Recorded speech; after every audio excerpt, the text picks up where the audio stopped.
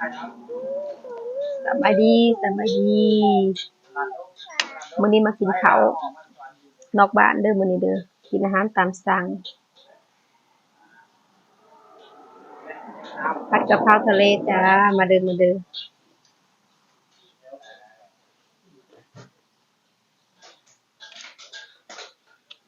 แล้วกุ้ง3ตัว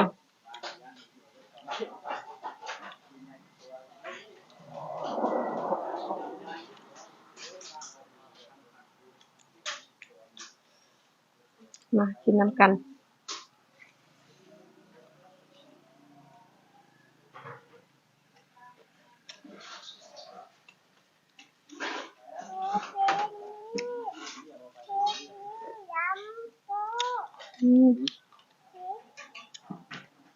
เอ็ดเอ็ด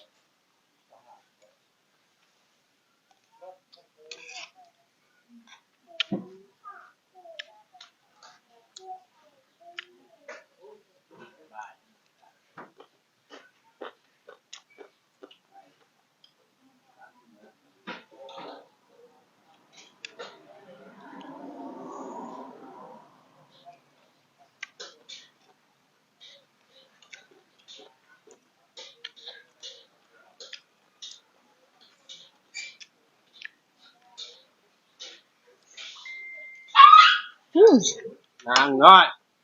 แล้วงานหน่อยเด้อลูกใส่พริกหน่อยหนึง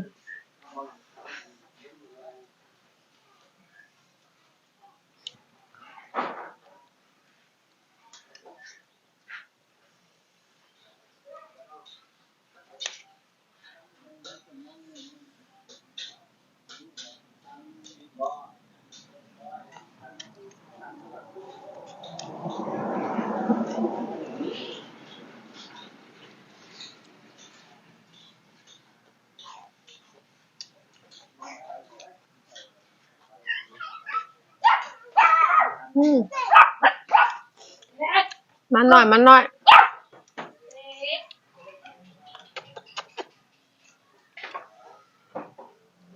น้อย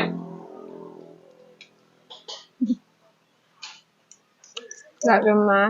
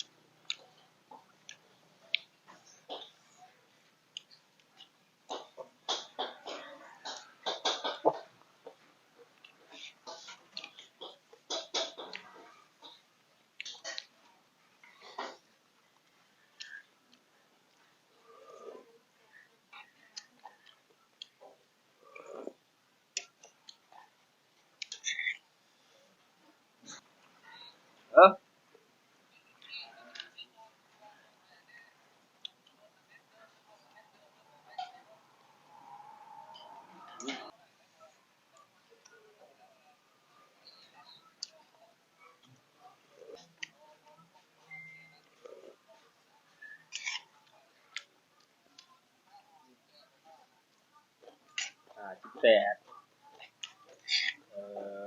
โอเคโอเค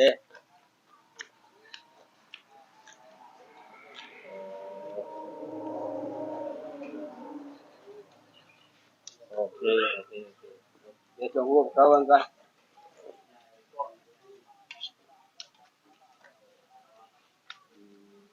เคโอเคเออเออ58เนาะ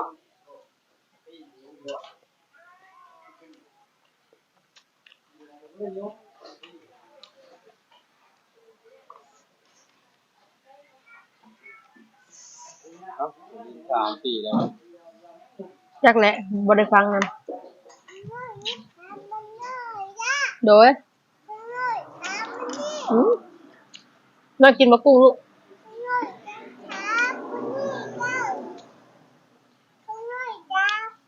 น่ากินบ่กุ้ง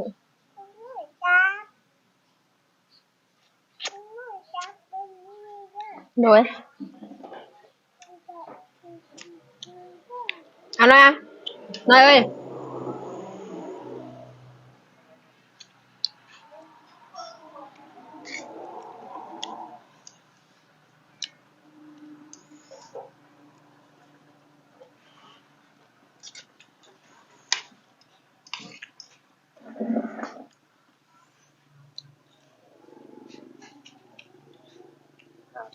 58เอาไว้